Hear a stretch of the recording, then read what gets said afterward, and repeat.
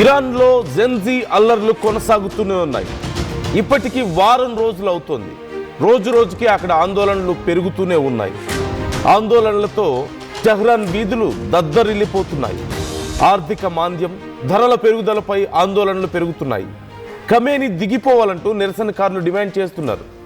నిరసనల కారణంగా ఇప్పటి వరకు 10 మంది పౌరులు ప్రాణాలు కోల్పోయినట్లుగా తెలుస్తోంది. ఆందోళనలపై Iran supreme Ali Khamenei serious అవుతున్నారు. అల్లర్లు సృష్టించే వారిని అదుపులోకి తీసుకోవాలని, వారందరినీ అదుపులో పెట్టాలని భద్రతా దళాలకు ఆదేశాలను జారీ చేశారు. మరోవైపు ఖమేనీకి ట్రంప్ వార్నింగ్ ఇస్తున్నారు. ఆందోళన చేపట్టే వారిని ఒకవేళ ఏదైనా చేస్తే పరిణామాలు చాలా తీవ్రంగా ఉంటాయంటూ ట్రంప్ ఇరాన్కి హెచ్చరికలు జారీ చేస్తున్నారు.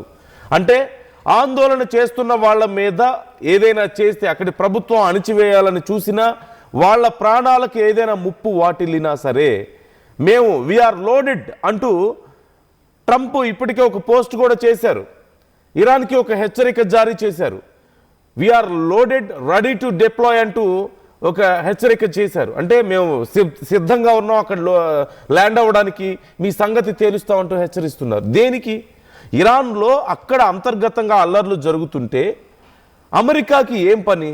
అక్కడి ఆందోళనకారులు విధ్వంసం సృష్టిస్తుంటే, వాళ్ళని అడ్డుకునే ప్రయత్నం ప్రభుత్వం చేస్తుంటే అమెరికాకి మధ్యలో ఏం పని?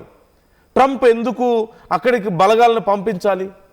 అక్కడి ప్రభుత్వం మీద మేము యుద్ధం చేస్తాం అవసరమైతే అని ఎందుకు చెప్పాలి? అసలు ఇరాన్ అంతర్గత విషయం. ఈ విషయాన్ని ఇరాన్ సుప్రీం లీడర్ ఖమేనీ కూడా చెప్తున్నాడు, ఆందోళన వ్యక్తం చేస్తున్నాడు ఈ విషయంలో. ఇక్కడ జరుగుతున్న అల్లర్లు కానీ, ఇరాన్లో జరుగుతున్నటువంటి పరిణామాలు కానీ కేవలం మా దేశానికి సంబంధించినవి. మీరెందుకు ఇన్వాల్వ్ అవుతారు? మీకేం పని అని చెప్పి వారు క్వశ్చన్ చేస్తున్నారు. ఎందుకు ఇన్వాల్వ్ అవుతున్నారు అంటే అవకాశం వచ్చింది, శత్రువు బలహీనంగా ఉన్నప్పుడే దెబ్బ కొట్టాలి అని ఒక యుద్ధ నీతిని ఇప్పుడు అమలు చేస్తున్నారు. అంతకుమించి ఇంకేముంటుంది? సో ఈ విషయంలో అమెరికా అవకాశం కోసం ఎదురు చూస్తోంది.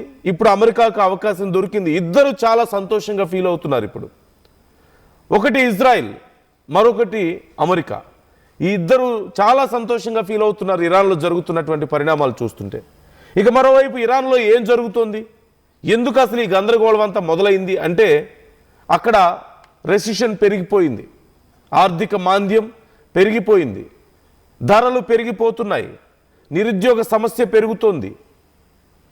వీటన్నిటి వల్ల అక్కడి యూత్ ఎలాగైతే నేపాల్లో జరిగిందో అలాగే ఇప్పుడు జెన్జీ పోరాటం మొదలైంది. ఇక్కడ జెన్జీ రోడ్ల మీదకి వచ్చింది.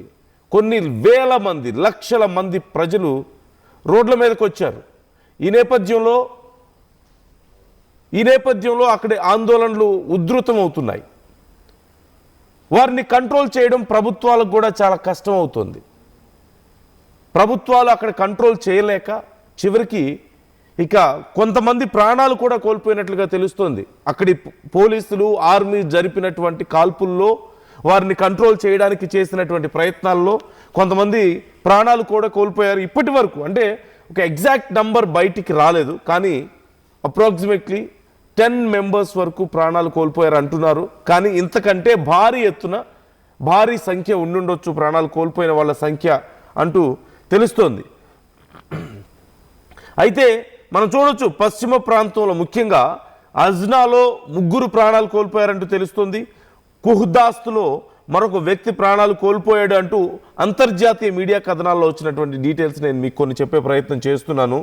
అలాగే ఇప్పటికే అక్కడ పెద్ద ఎత్తున హ్యూమన్ రైట్స్ గ్రూప్స్ కూడా ఆందోళన వ్యక్తం చేస్తున్నాయి. ఆందోళనకారుల మీద జరుగుతున్నటువంటి దాడుల పట్ల ఆందోళన వ్యక్తం చేస్తున్నాయి. ఇది ఖచ్చితంగా ప్రజల యొక్క స్వేచ్ఛను అణిచివేయడమే అని చెప్తున్నాయి. కానీ ఎప్పటి వరకు ఇవి జరుగుతాయి? అక్కడ ఉన్నటువంటి సుప్రీం లీడర్ దిగిపోయే వరకు జరుగుతూనే ఉంటాయా? సుప్రీం లీడర్ దిగిపోవాలి అనేదే వాళ్ళ ప్రధానమైనటువంటి డిమాండ్. ప్రభుత్వం మారాలి, ఈ ప్రభుత్వం వల్ల మేము నష్టపోతున్నాం, ఈ దేశం బాగుపడడం లేదు అని చెప్పి అంటున్నారు. ఖమేనీకి వ్యతిరేకంగా ఆందోళన వ్యక్తం చేస్తున్నారు. కానీ ఖమేనీ దిగిపోయే పరిస్థితి కానీ, ఖమేనీకి ఆపోజిట్గా ఇప్పుడు ప్రభుత్వాన్ని రన్ చేయగలిగేటువంటి ఇమ్మీడియట్గా రెడీగా ఉన్నటువంటి ఒక పెద్ద పార్టీ కానీ, లీడర్ కానీ అక్కడ లేరు. వాళ్ళని ఎవరిని ఉంచలేదు. ఇన్ఫ్యాక్ట్ అక్కడ ఈ నేపథ్యంలోనే జెన్జీ ఇప్పుడు ఆందోళనకు సిద్ధమైంది. ఈ అవకాశాన్ని అమెరికా ఉపయోగించుకోవాలని చూస్తోంది. ఎప్పటి నుంచో అమెరికా అల్లర్లు జరగాలనే కోరుకుంటోంది. అల్లర్లు జరగడమే కాదు, ఆ దేశం పూర్తిగా తమ చెప్పు చేతల్లోకి రావాలని ఎప్పటి నుంచో ప్రయత్నాలు చేస్తుంది. ఇప్పుడు అంతర్గతంగా జరుగుతున్నటువంటి ఈ అల్లర్లను తమకు అనుకూలంగా మార్చుకోవాలని, అంటే అల్లర్లు ఇంకా పెద్ద ఎత్తున జరగాలని.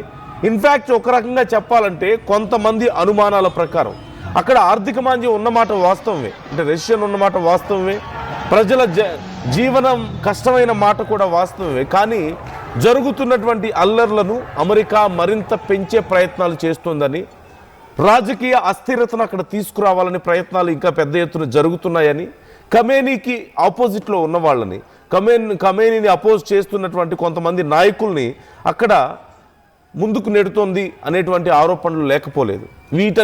ఇవన్నీ ఒక ఎత్తు అయితే, we are ready to directly involve in your country's internal issues అని ట్రంప్ చెప్తున్నాడు. They are ready to deploy in Iran, we are loaded అని చెప్తున్నాడు. అంటే యుద్ధ విమానాలు పంపిస్తాడు, సైన్యాన్ని పంపిస్తాడు. ఒక్కసారి గతంలో కొన్ని దేశాలను ఎలాగైతే నాశనం చేశారు, ఇప్పుడు అలాంటి పరిస్థితి ఉండబోతుందా? వాళ్ళ మాట వినకపోతే ఇరాన్ దగ్గర ఉన్నటువంటి ఆయిల్ స్టోర్స్ అమెరికాకి కావాలి, ఖనిజాలు వాళ్ళకి కావాలి. దానికోసమే ఈ గందరగోళం అంతా జరుగుతోంది. ఓ పక్క ఇప్పుడు మదురోని తీసుకువెళ్ళిపోయారు, మనం చూసాం. మదురోని, అతని భార్యని, అంటే అంతర్జాతీయ స్థాయిలో ఎంత ప్యానిక్ ఉందో కూడా మనం చూస్తూనే ఉన్నాం ఇప్పటికే. సో ఇప్పుడు ఇరాన్ పరిస్థితి కూడా అలాగే ఉండబోతోంది. They want to destroy Iran's supreme leader and his powers. This is their motive. యుద్ధం చేశారు వాళ్ళతో, ఇజ్రాయెల్కి ఇరాన్కి యుద్ధం జరుగుతుంటే మధ్యలో అమెరికా ఇన్వాల్వ్ అవ్వడం, వాళ్ళ మీద యుద్ధం చేయడం మనం చూసాం. Now they want to destroy their system. They want to undertake all of Iran's mines, Iran's wealth, natural resources, ఇవన్నీ కూడా వాళ్ళు హస్తగతం చేసుకోవాలనుకుంటున్నారు. వాటి కోసం ఎంతవరకైనా వెళ్తారు. గతంలో ఒకసారి మీరు చూడండి, ఇరాక్లో ఏం జరిగిందో మీకు తెలుసు, లిబియాలో ఏం జరిగిందో మీకు తెలుసు. సో ఇలాంటి పరిస్థితులు మరొకసారి ఇరాన్లో జరగబోతుందా? గడాఫీ తర్వాత ఏం జరిగింది? సదాం హుస్సేన్ తర్వాత ఏం జరిగింది? ఇరాక్లో, లిబియాలో గడాఫీ తర్వాత ఏం జరిగింది? ఇప్పుడు ఇరాన్కి కూడా అలాంటి గతే పట్టబోతుందా? దేనికోసం ఇదంతా అంటే కేవలం అక్కడ ఉన్నటువంటి రిసోర్సెస్ తమ చేతిలో ఉండాలి. అంటే ప్రపంచ దేశాల దగ్గర ఉన్నటువంటి అత్యంత శక్తివంతమైనటువంటి సంపద తమ చేతుల్లోనే ఉండాలి. ఆయిల్ తమ దగ్గరే ఉండాలి, రేర్ ఎర్త్ మెటల్స్ తమ దగ్గరే ఉండాలి, లేదంటే న్యూక్లియర్ వెపన్స్ తమ దగ్గరే ఉండాలి, అన్ని రకాల పవర్స్ తన దగ్గరే ఉండాలి అన్న ఆందోళన, ఒక రకమైనటువంటి ఆవేదన అమెరికాకి ఇది ఎప్పటి నుంచో ఉంది.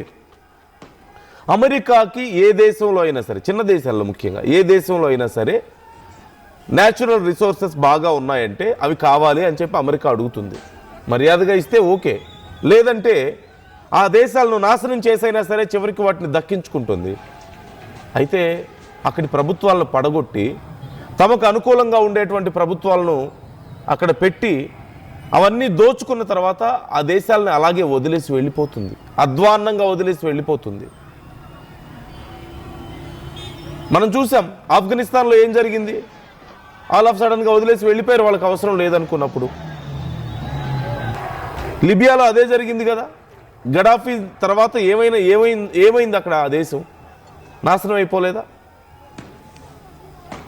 ఇరాక్లో ఏం జరిగింది? సద్దాం హుస్సేన్ అన్నారు, వ్యతిరేకి అన్నారు, లేదో వెపన్స్ అన్నారు, అదన్నారు, ఇదన్నారు, చివరికి ఏమైంది? అతని ప్రాణాలు తీసిన తర్వాత ఏం జరిగింది? ఇప్పుడు మదురో అండ్ హిజ్ వైఫ్ వాళ్ళిద్దరినీ కూడా అదుపులోకి తీసుకున్నారు. ఏం జరగబోతుంది ఇక్కడ? సో ఓవరాల్గా ఒక్కసారి అక్కడ ఉన్నటువంటి సిచ్యువేషన్స్కి సంబంధించి ఖమేనీ ఏమంటున్నారు, ఇరాన్ సుప్రీం లీడర్, ఒకసారి ఆయన మాటల్లో విందాం. ما با معترض حرف میزنیم، باید حرف بزنن مسئولین با معترض، اما با اغتشاشگر حرف زدن فایده ای نداره. اغتشاشگر رو باید به جای خودش نشاند.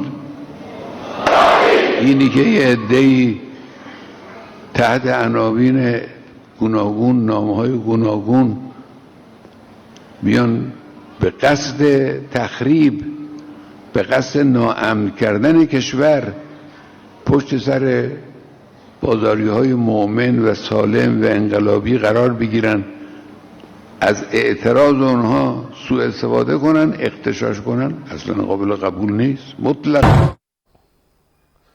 సో అమెరికా తమ దేశంలో ఇన్వాల్వ్ అవ్వడం పట్ల, తమ దేశ అంతర్గత విషయాల్లో ఇన్వాల్వ్ అవ్వడం పట్ల ఖమేనీ చాలా సీరియస్గా ఉన్నారు.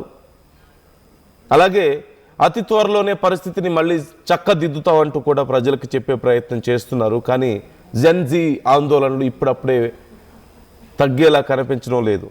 విధ్వంసం అవుతుంది ఆ దేశం.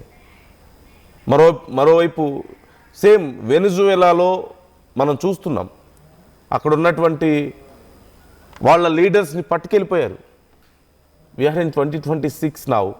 ఇప్పుడు కూడా ఇలాంటి పరిస్థితులు జరుగుతున్నాయి. ఇలాంటి అంటే ఒక దేశం యొక్క లీడర్స్నే, ఆ దేశాన్ని పరిపాలించే లీడర్స్నే పట్టుకెళ్ళిపోతున్నారు, ఈజీగా కిడ్నాప్ చేస్తున్నారు. Official, it's very official kidnap.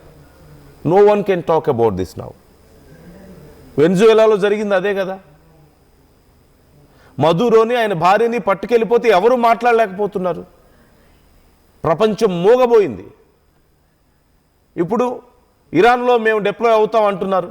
Iran we are loaded అని చెప్పి ఇరాన్ని బెదిరిస్తున్నారు. No one can talk about this. గతంలోనూ మాట్లాడలేదు, అలాగే ఇప్పుడు మాట్లాడలేకపోతున్నారు. సో ఇరాన్ పరిస్థితులు రోజు రోజుకి దిగజారుతున్నాయి. ఇప్పటికి 1 వీక్ అయింది ఇక్కడ ఆందోళన మొదలయ్యి. 1 వీక్లో ఇప్పటికి 10 మందికి పైగా ప్రాణాలు కోల్పోయారు. This is official count. ఇక అన్అఫీషియల్కి ఇంతకంటే ఎక్కువే ఉండొచ్చు అంటున్నారు. మరోవైపు పబ్లిక్ ప్రాపర్టీస్ దారుణంగా డ్యామేజ్ అవుతున్నాయి. ఇలాంటి పరిస్థితుల్లో ఖమేనీ దిగిపోవాలని చెప్పేసి చేస్తున్నటువంటి మొట్టమొదటి డిమాండ్. ఖమేనీ దిగిపోయే పరిస్థితులు కనిపించడం లేదు. సో ఎంతవరకు వెళ్తుంది? నిజంగానే అమెరికా అతి త్వరలో ఇన్వాల్వ్ అవబోతుందా ఈ విషయంలో? అక్కడ ఉన్నటువంటి కొంతమంది రాజకీయ నాయకులను ఖమేనీకి వ్యతిరేకంగా రెచ్చగొట్టే ప్రయత్నం చేస్తుంది అమెరికా. మరి ఖమేనీ ఎలా డీల్ చేయబోతున్నాడు ఈ విషయాన్ని? మరోవైపు ప్రపంచ దేశాల విషయంలో అమెరికా వైఖరి ఆందోళన కలిగించేలా ఉంది. ఎన్నో దేశాలను తమ గుప్పిట్లో పెట్టుకోవాలని చూస్తుంది. రష్యా ఉక్రెయిన్ వార్ని అడ్డం పెట్టుకొని ఉక్రెయిన్లో ఉన్నటువంటి సంపదను దోచుకోవడానికి ఆ దేశంతో ఓ పక్క అగ్రిమెంట్ కుదుర్చుకుంది. ఇరాన్లో ఉన్నటువంటి సంపద తమకే కావాలంటుంది. వెనిజువేలాలో ఉన్నటువంటి సంపద తమకే కావాలంటుంది. పాకిస్తాన్లో చివరికి పాకిస్తాన్లో ఉన్నటువంటి సంపద కూడా దోచుకునే ప్రయత్నం చేస్తుంది. బలూచిస్తాన్లో ఉన్నటువంటి సంపదను దోచుకోవడానికి పాకిస్తాన్ని ఎర్రగా వాడుకుంటుంది. They are ready to give, of course they are ready to offer them. గిఫ్ట్గా ఇచ్చేస్తాం అంటున్నారు అక్కడ ఉన్నటువంటి ఖనిజ సంపద అంతా. సో మెజారిటీ ఖనిజ సంపద, ఆయిల్స్ అన్నీ తమ చేతిలో పెట్టుకొని ప్రపంచాన్ని ఆడించాలని, తమ గుప్పిట్లో పెట్టుకోవాలని ప్రయత్నాలు చేస్తుంది. ఇలాంటి సమయంలో చూస్తే రష్యా చేసేది కరెక్ట్గానే అనిపిస్తుందేమో అమెరికా విషయంలో. అందుకే రష్యా అంటే అంత కడుపు మంటేమో. So try to comment your opinions. ఇరాన్ని జెన్జీ ఉద్యమం వెనక ఎవరైనా ఉన్నారని మీరు అనుకుంటున్నారా? అక్కడి ప్రజల ఉద్యమం లేదంటే రాజకీయ వ్యతిరేకతకి కారణం ఏంటి? అమెరికా ప్రోత్సాహం ఏదైనా ఉందా? అసలు అమెరికా ఎందుకు ఇన్వాల్వ్ అవ్వాలనుకుంటుంది? ఖమేనీ మేము ఊరుకోమని చెప్తున్నాడు. నిజంగా అమెరికాతో యుద్ధం చేయగలుగుతాడా? అంతర్జాతీయ సమాజంలో ఎవరైనా ఇరాన్కి మద్దతుగా నిలబడగలిగే పరిస్థితి ఉందా? దేశ అధ్యక్షుల్ని కిడ్నాప్ చేస్తేనే దిక్కులేదు కదా. Try to comment your opinions. Local to global news at your finger tips. మీ చేతిలో ఒక ఆయుధం. Download R TV app. Media legend Ravi Prakash is back.